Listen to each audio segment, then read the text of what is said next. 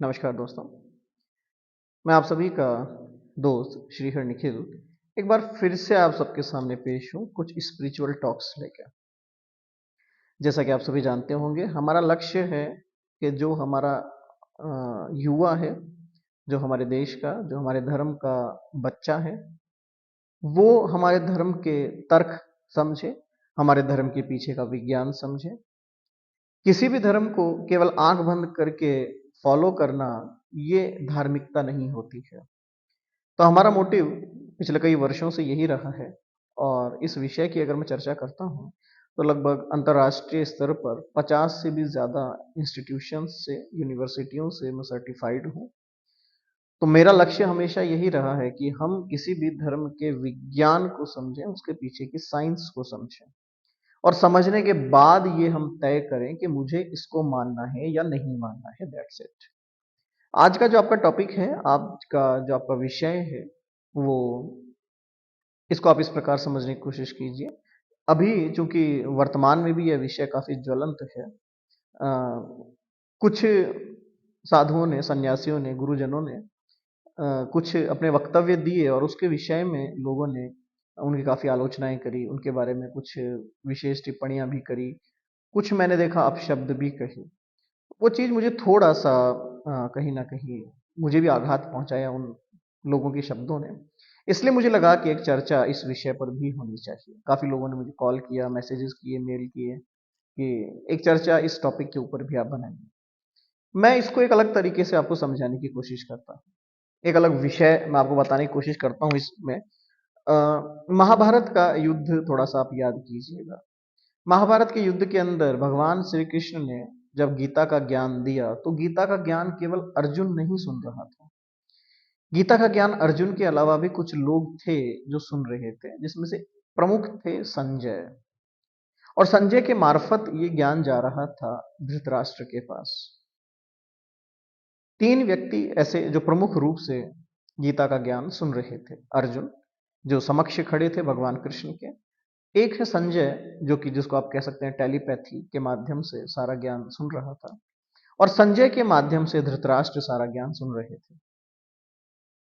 ज्ञान एक है, सुनने वाले तीन हैं। और केवल सुनने वाले तीन नहीं हैं, तीनों ने अपने अपने हिसाब से तीनों के अलग अलग अर्थ निकाल लिए। अर्जुन को शायद कर्मयोग का ज्ञान हुआ, संजय को शायद स्वामी भक्ति के कारण भगवान की प्राप्ति का ज्ञान हुआ, और धृतराष्ट्र को यह ज्ञान हुआ कि अब शायद मेरे पुत्र जीवित नहीं बचेंगे, क्योंकि ये तो साक्षात भगवान है। मेरे पुत्रों को कौन बचाएगा, वो तो मरेंगे। कहने का तात्पर्य, ज्ञान तो एक ही था, तो तीनों के पास एक ही ज्ञान एक ही रूप में क्यों नहीं गया? तीनों के पास ज्ञान अलग अलग क्यों गया? तो इसका तात्पर्य यही हुआ कि हम वही सुनते हैं जो हम सुनना चाहते हैं, और जो हम सुनना चाहते हैं हम वही सुनते हैं। आप क्या सुनना चाहते हैं? किसी से आप पूछेंगे तो वो जंगल के अंदर कहेगा कि मुझे वृक्ष बड़े पसंद हैं, कोई कहेगा मुझे यहाँ के पशु पक्षी बड़े पसंद हैं, कोई कहेगा मुझे यहाँ की नदियां बड़ी पसंद है, कोई कहेगा मुझे यहाँ की आबो हवा बड़ी पसंद है। सबकी अलग अलग अलग अलग पसंद होगी। लेकिन वो ये चीज भूल जाते हैं कि इन सारी पसंदों को मिलाकर जो बनाया जाता है उसका नाम होता है जंगल, उसका नाम होता है फॉरेस्ट। फॉरेस्ट इन सारी रिक्वायरमेंट्स को फुलफिल कर रहा है, इसलिए वो फॉरेस्ट है। उसी तरह एक गुरुजन, एक सन्यासी जन, एक संत जन एक बात रखते हैं, अपना विषय रखते हैं, तो उस विषय में उन्होंने केवल अपने मन की जो विचार हैं, उनके जो अपने विचार हैं, और इसमें सही और गलत, ये तो एक अलग विषय हो गया कि वो सही है या गलत है। सबसे पहले सही और गलत तय कौन कर रहा है, ये महत्वपूर्ण है।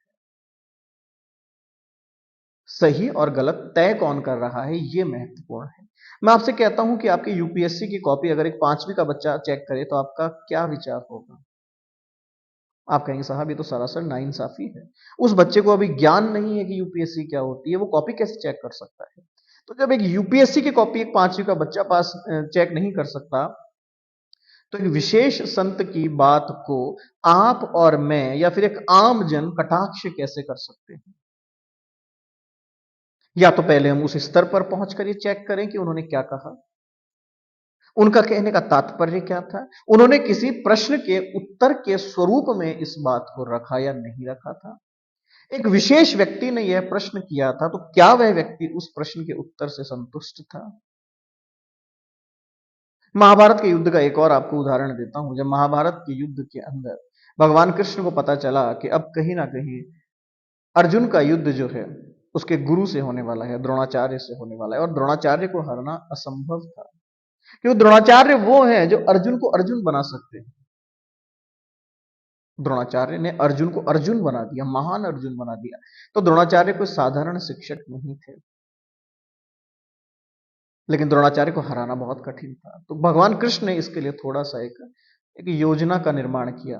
उन्होंने कहा कि इन्हें जाकर अगर कहा जाए कि आपका पुत्र अश्वत्थामा मारा गया है, तो शायद ये हमारी बात को मान लेंगे और हथियार गिरा देंगे। ये इतने ज्यादा अवसाद में चले जाएंगे, इतना ज्यादा ये जिसको हम कहें कि रोने में चले जाएंगे, दुख में चले जाएंगे, कि इनसे हथियार उठेंगे नहीं, और वही मौका होगा जिसमें द्रोणाचार्य को मार दिया जाएगा। शायद इसीलिए कहा गया है एक बात और आपसे, कि जो संबंध होते हैं कई बार वो संबंध भी आपके लिए आपकी कमजोरी बन जाते हैं। द्रोणाचार्य की केवल एक ही कमजोरी थी, उनका पुत्र, और भगवान कृष्ण को इसका पता था। उन्होंने कहा कि अगर इनके पुत्र की मृत्यु की घोषणा कर दी जाए तो शायद द्रोणाचार्य हथियार नहीं उठा पाएंगे, और वो कुछ चंद पल हमें चाहिए बस। भीम ने कहा कि कोई बात नहीं, मैं जाकर अनाउंसमेंट कर देता हूं कि गुरुवर आपके पुत्र जो है मारे गए। यहां भगवान कृष्ण ने जो बात कही वही है, ये इस विषय पर सटीक बैठती है। भगवान कृष्ण ने कहा कि बात कह देना एक अलग बात है, लेकिन बात कह कौन रहा है वो सबसे ज्यादा महत्वपूर्ण है। द्रोणाचार्य भीम की बात को स्वीकार नहीं करेंगे, द्रोणाचार्य अन्य चारों भाइयों की बात को स्वीकार नहीं करेंगे, बल्कि द्रोणाचार्य कृष्ण की बात को भी नहीं मानेंगे। द्रोणाचार्य केवल एक ही व्यक्ति पर विश्वास करते हैं, उसका नाम है युधिष्ठिर। द्रोणाचार्य को कभी युधिष्ठिर की बात पर संदेह नहीं होगा। द्रोणाचार्य कहेंगे अगर युधिष्ठिर ने कहा है तो बात सही है। तो अर्जुन ने कहा कि चलिए फिर भैया के पास, युधिष्ठिर के पास चलते हैं। लेकिन मुद्दा यहीं समाप्त नहीं हुआ। युधिष्ठिर ने कहा कि जब अश्वत्थामा मरा ही नहीं है तो मैं घोषणा कैसे कर दूं कि अश्वत्थामा मारा गया, क्योंकि मैं धर्मराज हूं, आई एम एथिकल पर्सन, मैं एक नैतिक व्यक्ति हूं, मैं नैतिकता से परे नहीं जा सकता, मैं अनैतिक कार्य कुछ नहीं करूंगा, भले युद्ध ही क्यों ना हो, भले मेरी पराजय ही क्यों ना हो, मैं अनैतिक कार्य नहीं करता। भगवान कृष्ण ने कहा कि हमें पता है आप अनैतिक कार्य नहीं करते हैं, हमने भी आपसे कोई अनैतिक कार्य के लिए नहीं कहा, हमने आपसे कहा है कि अश्वत्थामा मारा गया। अश्वत्थामा वो जो एक हाथी का नाम है, वो देखिए वो जो मरा हुआ है वो अश्वत्थामा है, वो हाथी अश्वत्थामा है। हमने द्रोण के पुत्र अश्वत्थामा की बात नहीं करी है। हाँ, द्रोणाचार्य इस हाथी को भी अश्वत्थामा की तरह ही प्यार देते थे। तो आपको जाकर सिर्फ ये कहना है कि आपका प्रिय अश्वत्थामा जो कि एक हाथी था मारा गया। युधिष्ठिर ने कहा अब काम हो जाएगा, अब मैं कह दूंगा, क्योंकि ये सत्य है। निष्कर्ष क्या निकला पूरी कहानी का? पहली बात, आप्त पुरुष, एक नोबल पर्सन, आप्त पुरुष की बातों को ही स्वीकार किया जाता है। आप्त पुरुष की बात को कभी कटाक्ष नहीं किया जाता है। द्रोणाचार्य ने कभी युधिष्ठिर की बात का कटाक्ष नहीं किया, अस्वीकार नहीं किया, लेकिन युधिष्ठिर ने भी कभी गलत बात उनसे नहीं कही, उसे स्वीकार करवाया। अब इस बात को समझने का प्रयास कीजिए, कौन व्यक्ति कह रहा है वो महत्वपूर्ण है। अगर आप और मैं किसी एक संत के ऊपर छींटाकशी कर रहे हैं, एक धर्म गुरु के ऊपर छींटाकशी कर रहे हैं, तो पहले यह चेक कीजिए कि हम कौन हैं, हमें धर्म का कितना ज्ञान है, हमें धर्म पुस्तकों का कितना ज्ञान है, हमने इस धर्म को अपने जीवन में कितना उतारा है। एक तरफ वो व्यक्ति है जो लगभग जीवन के 50-50, 60-60 वर्ष तपस्या में लगाकर बैठा है, और एक तरफ आप और मैं हैं जो मौसमी भक्त हैं। सावन आएगा तो मंदिर जाएंगे, बाकी 11 महीने मंदिर नहीं जाएंगे। मैं ये नहीं कह रहा कि धर्म का तात्पर्य केवल मंदिर जाने भर से है, नहीं। सनातन धर्म का तात्पर्य मंदिर जाने भर से नहीं है। सनातन धर्म का तात्पर्य ही है कि जो सदैव नया हो, जो सदैव नूतन हो, जो सदैव नया होता जाए, जिसमें संभावनाएं अनंत है, वही सनातन है, वही सनातन है। लेकिन इसका तात्पर्य यह नहीं है कि जो व्यक्ति 50 वर्ष से अपनी तपस्या में लगा है, हम तुरंत जाकर उसको कुछ भी कह दें। हमें अपने शब्दों की मर्यादा रखनी चाहिए। भले ही विषय सही हो, भले ही आपके हिसाब से विषय गलत हो, ये तो देखने का नजरिया भर है। ये देखने का नजरिया भर है। एक छोटा सा उदाहरण मैं हमेशा देता हूं। एक व्यक्ति है जो मांस काटता है और मांस बेचता है। एक व्यक्ति है जो मांस खरीदता है और मांस खाता है। तीसरा व्यक्ति है जो ना मांस काटता है ना खरीदता है, शुद्ध शाकाहारी है। घटना एक ही हो रही है, मांस को काटा जा रहा है, जानवर को मारा जा रहा है, लेकिन तीनों के विचार यहां पर अलग अलग होंगे, ध्यान रखिएगा। कसाई कहेगा कि अगर आज एक बकरा नहीं बिका तो मेरे बच्चे की स्कूल की फीस नहीं जाएगी, इस जानवर को तो आज मरना ही पड़ेगा क्योंकि मेरे घर में पैसा नहीं। जो मांस खरीदने आ रहा है वो अपने शौक के लिए मांस खरीद रहा है कि अगर मैं आज मांस लेके जाऊंगा, मेरे बच्चों को खिलाऊंगा, मेरे घर वालों को खिलाऊंगा, खुशी का मौका है, जश्न का मौका है, हम जश्न मनाएंगे।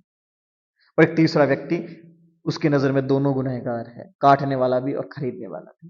काटने वाले की नजर में कोई गुनहगार नहीं, खाने वाले की नजर में कोई गुनहगार नहीं। घटना एक, देखने का नजरिया तीन। मैंने किसी विषय पर कहा कि साहब ये सही है और ये गलत है, ये मेरा नजरिया है, आपका नहीं हो सकता है। शायद शायद आपका नहीं हो सकता है। इसको आप इस तरीके से समझिए, जब आपके माँ बाप आपसे कहते हैं कि बेटा ये काम मत कीजिए, तो आप पता है उन्हें क्या कहते हैं कि अब आप हमें सिखाएंगे, अब आपकी उम्र हो चुकी है, आपका समय अलग था, हमारा समय अलग है, हमें कैसे जीना है आप हमें नहीं सिखा सकते हैं, आप हमें तय नहीं करेंगे, ये हम तय करेंगे कि जीना कैसे है, और हम अपने ढंग से जीते हैं। ये घटना बिल्कुल ऐसी की ऐसी है। एक गुरुजन, एक सन्यासी, एक महात्मा आपको कुछ कह रहे हैं, और इनडायरेक्टली तो आपको कुछ कह ही नहीं रहे हैं, या मैं कहूं डायरेक्टली भी वो आपको कुछ नहीं कह रहे हैं। वो तो केवल एक चर्चा का विषय है, एक चर्चा के अंतर्गत चल रहा है, अपने अपने विचार हैं। गीता एक है लेकिन गीता की टीकाएं लाखों हैं, लाखों लोगों ने गीता को अपने अपने हिसाब से इंटरप्रेट किया है, अपने अपने हिसाब से लिखा है। तो क्या वो लाखों लोग गलत हैं? नहीं। ये तो विचार है, ये तो मेरे मानने का तरीका है, सोचने का तरीका है, समझाने का माध्यम है। लेकिन पता है सबसे आसान क्या होता है? किसी भी व्यक्ति को बदनाम करना सबसे आसान। किसी भी व्यक्ति को बदनाम करना बहुत आसान होता है। और मेरा हमेशा से एक विषय रहा है, हमेशा से मेरी एक विचारधारा रही है कि अगर मैंने किसी की मदद करी हो तब मैं उससे मदद की उम्मीद करूं। यदि मैंने कभी उसको फॉलो किया हो तो मैं उसकी आलोचना करने का हकदार हूं, अन्यथा मैं उसको गाली नहीं निकाल सकता।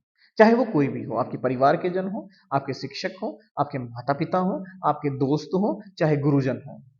अगर आप उन्हें फॉलो नहीं करते हैं तो आप गाली नहीं निकाल सकते हैं। गाली निकालने का अधिकार केवल अपने व्यक्ति का होता है।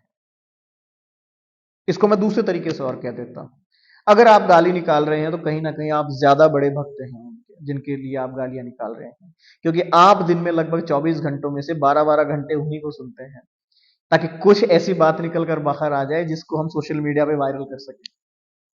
तो आप तो ज्यादा बड़े भक्त हैं।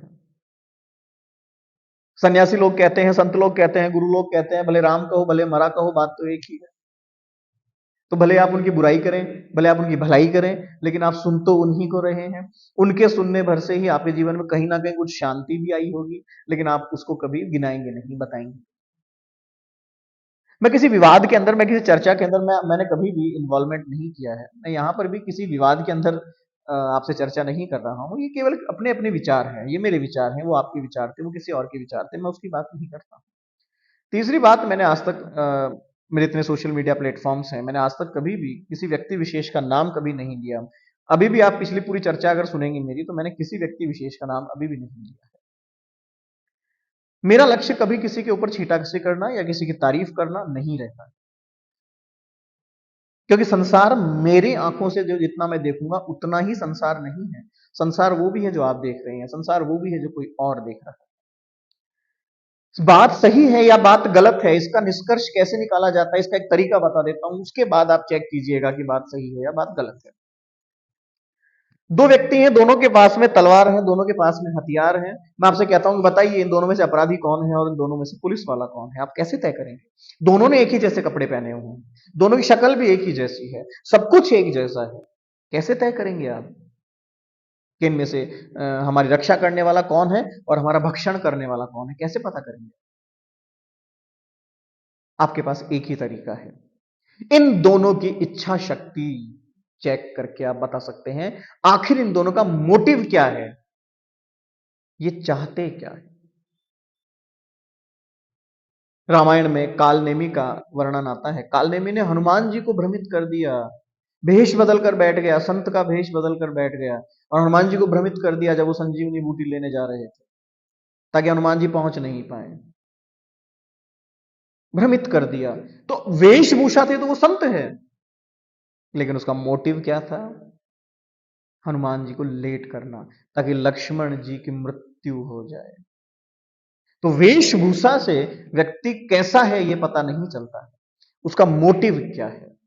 अगर मैंने आपसे कोई बात कही है तो मैं सही कह रहा हूं या गलत कह रहा हूं, यह तय होगा जब मेरी बात को आप अंतिम लक्ष्य तक ले जाएंगे कि इसका कंक्लूजन क्या निकलता है, तब तय होगा कि मैंने सही कहा या गलत कहा। आपके माँ बाप ने आपसे कहा कि मेहनत करो बेटा, जीवन आसान नहीं है, हमने ध्यान नहीं दिया। 30 साल बाद या 40 साल बाद याद आएगा कि बात तो सही थी। कब याद आएगा? जब आप अपने बच्चों को यही ज्ञान देंगे, बेटा मेहनत करो, जीवन आसान नहीं है। तब समझ में आएगा यार 40 साल पहले मेरे पिताजी ने कहा था, ये बात मुझे माननी चाहिए। अगर एक संत आपसे कह रहे हैं लिविंग के बारे में, एक संत आपसे कह रहे हैं एक्स्ट्रा मैरिटल अफेयर्स के बारे में या किसी भी विषय के बारे में, आप उसके एंड कंक्लूजन तक पहुंचिए कि जो महाराज कह रहे हैं मैं एक बार उसके पथ पर चलता हूं, नेक्स्ट लेवल पर, लास्ट लेवल पर, कंक्लूजन तक पहुंचता हूं, महाराज जो कह रहे हैं वो सही है क्या, आप निष्कर्ष पर पहुंच जाएंगे। मेरी मत मानिए, किसी की मत मानिए। मैं नहीं होता हूं किसी को सही या गलत साबित करने वाला, मैं कोई जज नहीं हूं। गुरु की करनी गुरु भरेगा, चेले की करनी चेला।